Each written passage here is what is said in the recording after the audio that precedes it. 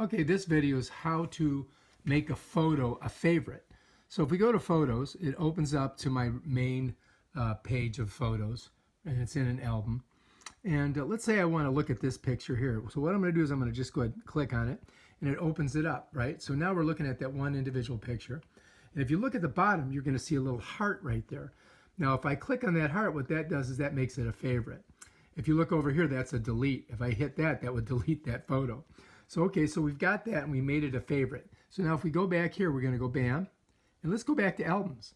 Now look at my albums. I got recent, I got Instagram, and then I got favorites. If I go into my favorites, you'll see there it is. It's right at the bottom, right down there.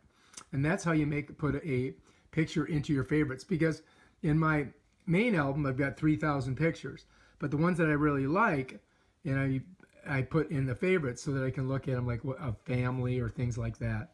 And that's how you do, add photos. Now this photo exists in this album and in this album.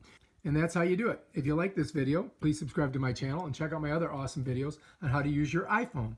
Peace out.